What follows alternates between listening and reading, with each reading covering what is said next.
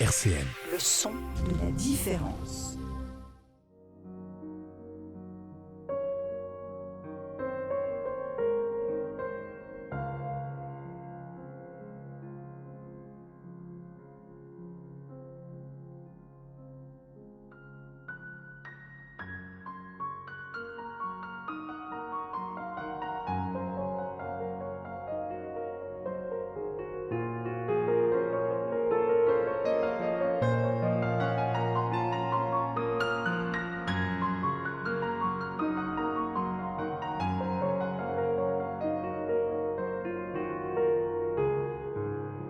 Passé, présent, futur, le vert dans tous ses éclats.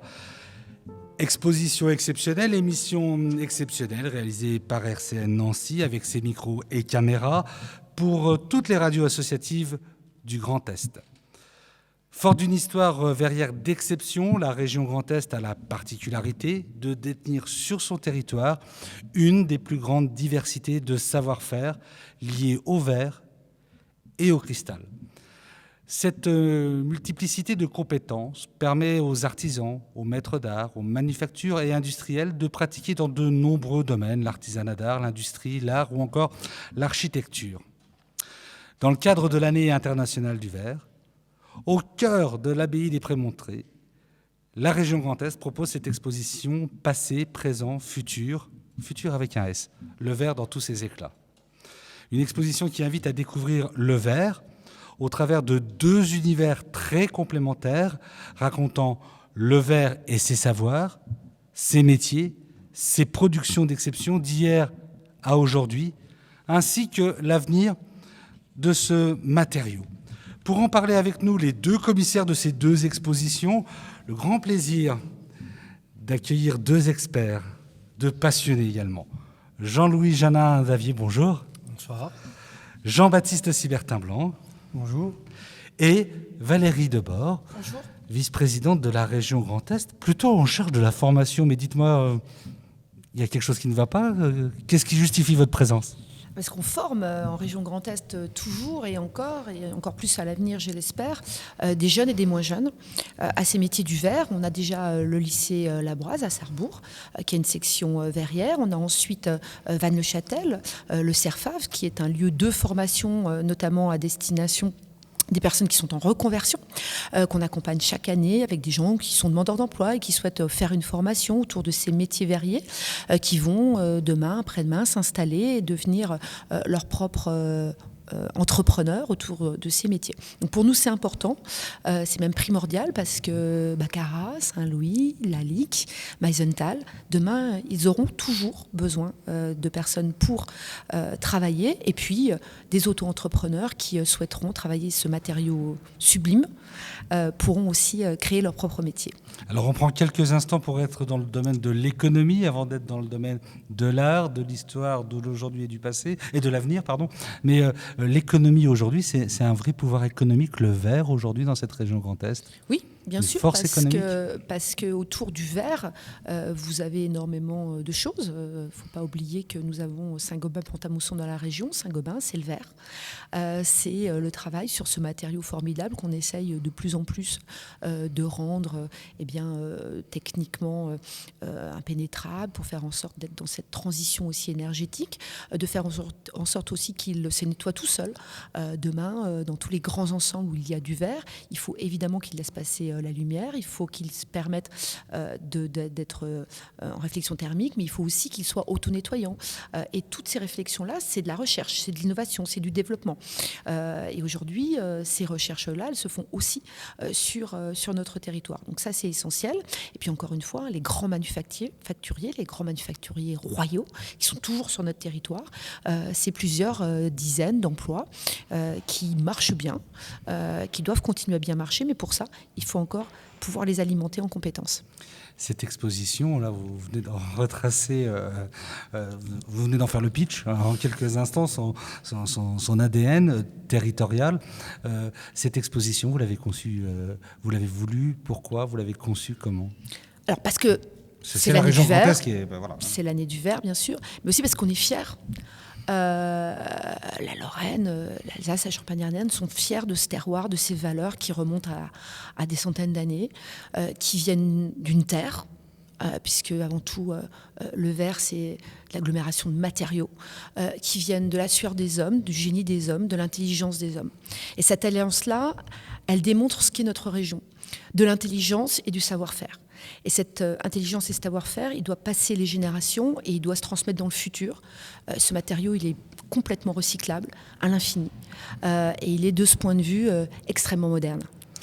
Et il est, alors pour le coup, à travers tous les noms que vous venez de citer, le symbole même de cette unité régionale.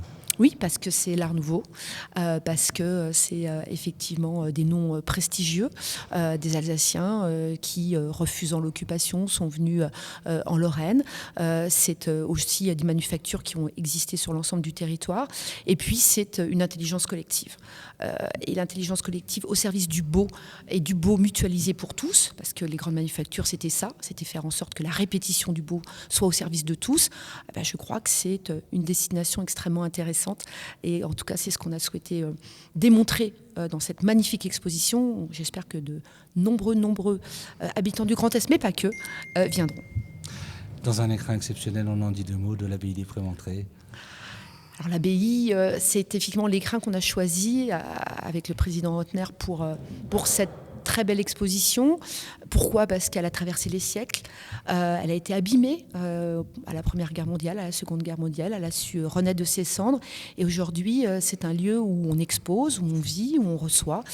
Et c'est aussi, je crois, un beau lieu pour magnifier cette exposition et faire en sorte que tout le monde s'y retrouve. Jean-Louis Janin, vous avez 2 magnifiques salles que vous m'avez fait visiter. Vous pouvez en dire 2 mots de ce que l'on y trouve dans ces salles. Faites-nous rêver, faites-nous voyager dans les 2 univers qui sont les vôtres. C'est un voyage à travers l'histoire, à travers la fondation des maîtres cristalliers. Donc si on fait un vrai cheminement, on va partir du cœur de la forêt. Dans cette forêt fantastique, s'y installent à partir de 1300, 1600, les premiers ateliers des maîtres verriers. Ce sont des ateliers itinérants qui vont avoir besoin de matériaux réels, de la fougère, de la silice, du bois pour faire chauffer les fours.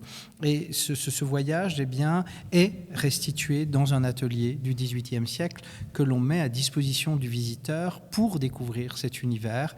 Et ça, grâce à la Manufacture Royale de Champagne, à Bailleul, qui a vraiment été acteur de cette reconstitution d'atelier. Cet atelier est au cœur d'une forêt magique.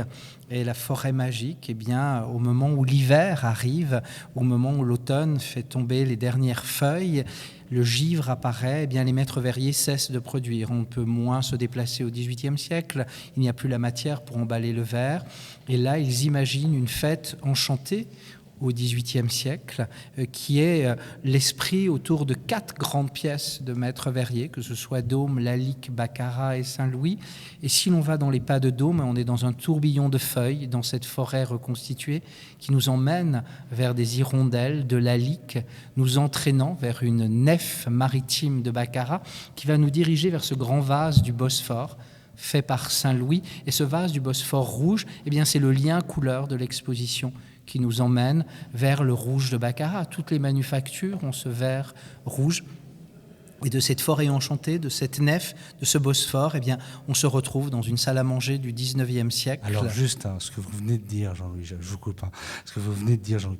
Chers auditeurs, téléspectateurs, vous prenez le podcast, vous prenez l'émission, vous l'écoutez, vous allez visiter l'atelier et vous allez mettre le son sur ce que vous pouvez voir dans cette salle et vous allez voir, vous allez voyager. On arrive dans cette 2e salle, je vous ai coupé, pardon. Grâce à la nef maritime, nous voilà dans une salle à manger et qui pourrait être installée au temps de Napoléon III, aussi bien sur le Bosphore qu'à Paris.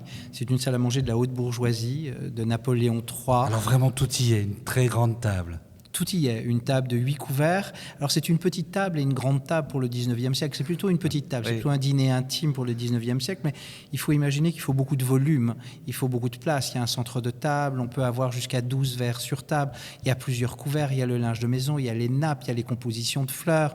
Voilà, c'est un univers qui est reconstitué et ce temps un petit peu figé, ce temps immatériel met en valeur toutes les manufactures cristallières du Grand Est, que ce soit Lalique, que ce soit Dôme, que ce soit Baccarat, que ce soit Saint-Louis. On a ce voyage à travers une table dans les terres du Grand Est, mais aussi dans les savoir-faire du Grand Est, parce que le Grand Est, c'est aussi le linge de maison, c'est aussi la porcelaine, c'est aussi la faïence, c'est aussi l'orfèvrerie. Ce sont tous ces matériaux qu'on ne doit pas oublier, que l'on retrouve sur cette table au temps de Napoléon III. Et vous me disiez justement, mais c'est aussi cette alliance qui fait la richesse et la beauté de cette région. Elle avait cette alliance de tous ces savoir-faire.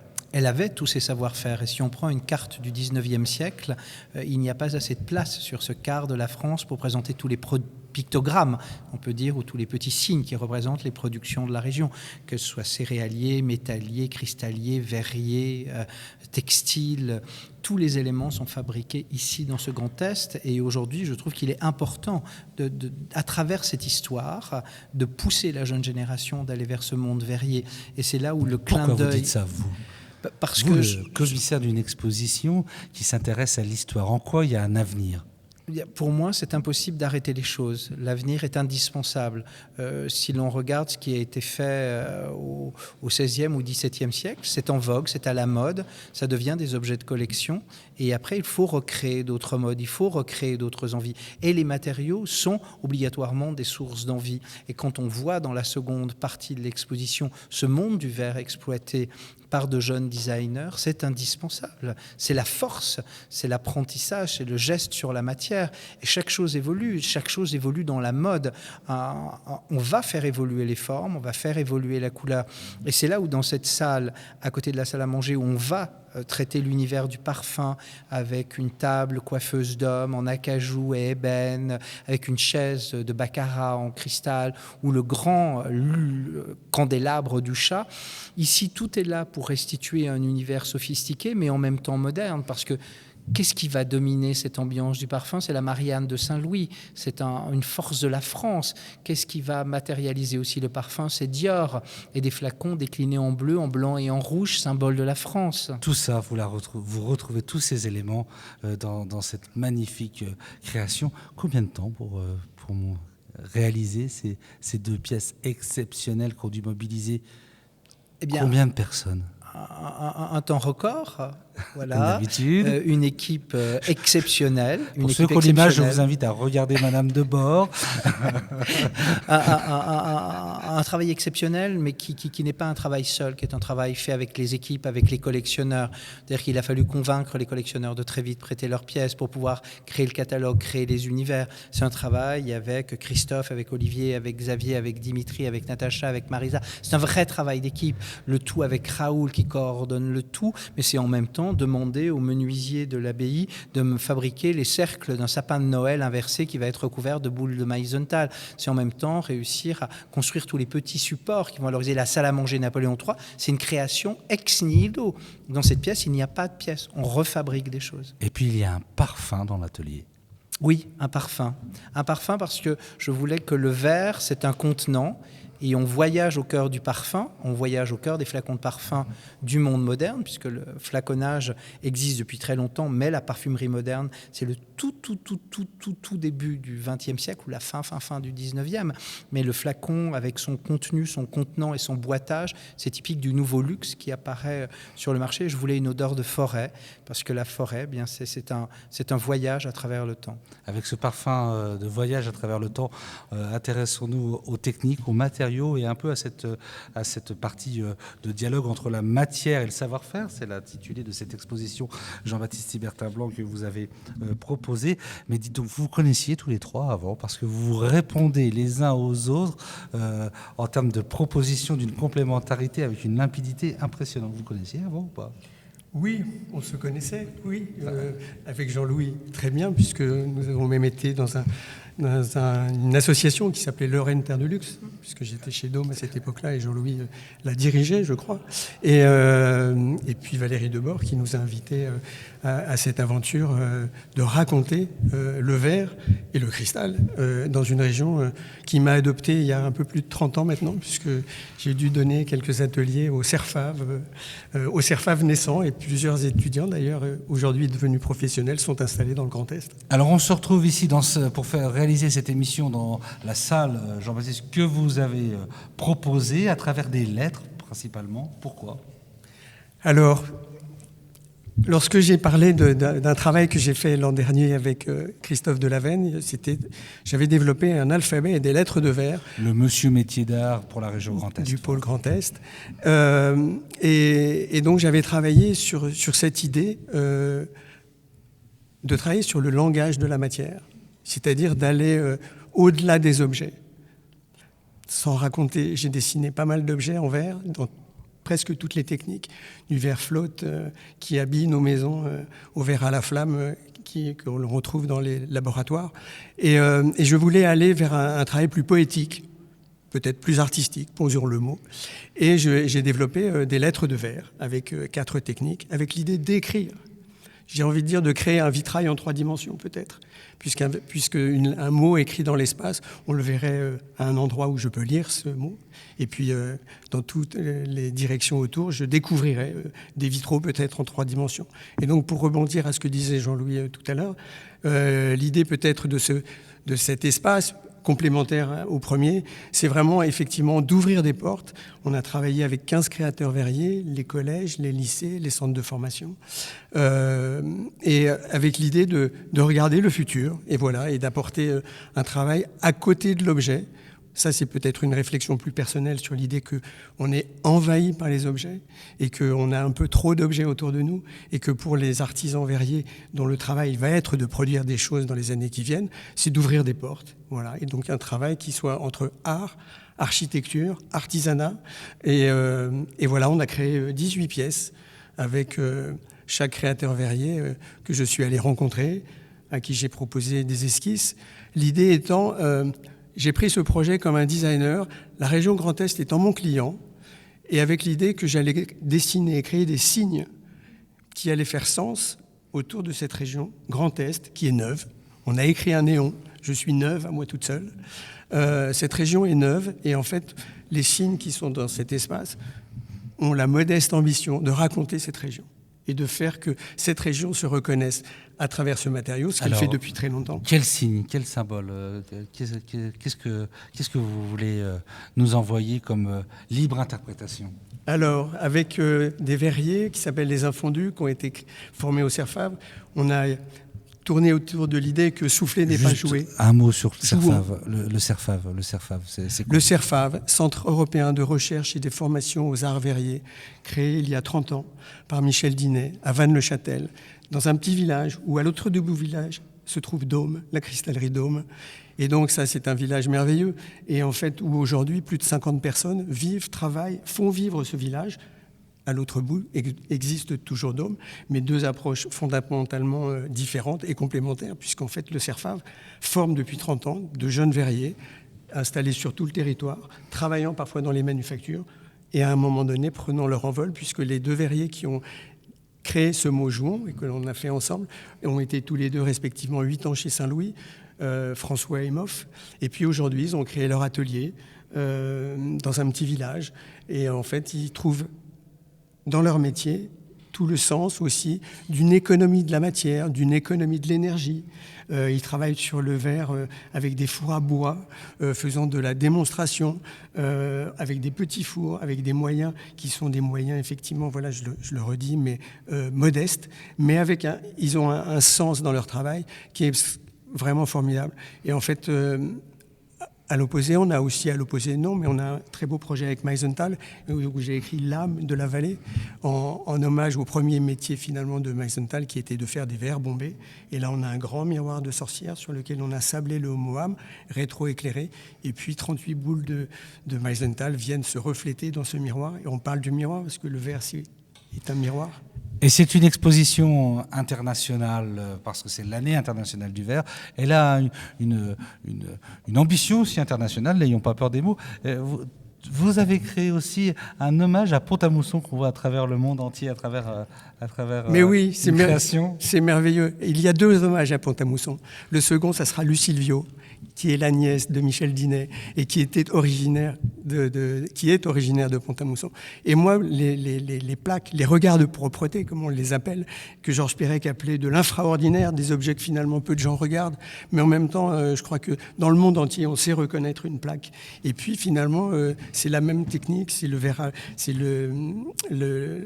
travail de la fonte à cire perdue et la fonte au sable. Finalement, on produit un objet extrêmement fragile, mais c'est un signe. Et le signe de Pont-à-Mousson, tout le monde le connaît. Donc c'était avec le CERFAF, d'ailleurs, on a développé cette pièce. Une exposition à découvrir jusqu'aux fêtes de fin d'année, jusqu'au 4 janvier 2023 à l'abbaye des Prémontrés. Une dernière question à chacun de mes invités. Quelle est votre pièce coup de cœur, votre œuvre coup de cœur que vous avez envie d'inviter à découvrir? Je commence par vous, Jean-Louis. La partie historique ira jusqu'au 29 janvier pour l'exposition en date de clôture. Et ma pièce préférée, c'est le candélabre du chat, auquel j'associerai la nacelle et la Marianne de Saint-Louis. Merci pour ce savoir que vous nous donnez à voir. Merci beaucoup, c'est extraordinaire. Merci. Jean-Louis Janin Davier. Jean-Baptiste Sébertin-Blanc, toi aussi. Alors l'exposition aussi va tourner. Elle va aller un petit peu. Elle est appelée à tourner dans les 10 départements de la région Grand Est. Et toi, une pièce que tu nous invites à poser notre regard attentif et avec plein d'amour. Quel exercice toujours difficile, mais je crois que c'est le geste qui est à ma droite. Parce qu'il y a sur ce geste les mots du Grand Est, et puis il y a 4 verres différents, une multiplicité de techniques. Il y a le verre flotte, le verre borosilicate, le cristal optique, et puis la bouteille du vin de Moselle. Et donc, en fait, on a 4 verres différents et on a une multiplicité de techniques pour écrire le Grand Est en majuscule. Et ces pièces, effectivement, voyageront dans les 10 départements. Joli clin d'œil. Valérie Debord, à vous là. Alors c'était mon choix. C'était mon choix également parce qu'évidemment ça magnifie ce que nous sommes. Donc du coup je vais être obligée de me rabattre sur un second choix. Non mais ce n'est pas grave. Je suis ravie que nous partagions la même chose. Alors pour le coup c'est une toute petite pièce. Vous la verrez sur la partie historique. C'est une canne avec un pommeau en cristal. Et c'était assez intéressant parce que c'est un objet usuel. Le bois lui-même est très beau, mais c'est un objet usuel qui magnifie, je pense, la personne qui l'a utilisé ou qui l'utilisera. Et je pense que c'est ça aussi, le cristal, le verre, c'est magnifier un usage et en faire un vrai parcours de vie, une vraie envie. Voilà. Et le verre, aujourd'hui, pour la région Grand Est, c'est une envie. Cette année où l'énergie devient rare, profitons des lumières qui nous est données par cette magnifique exposition. Merci à tous de votre temps donné et de cette magique exposition. Merci. Merci Christophe.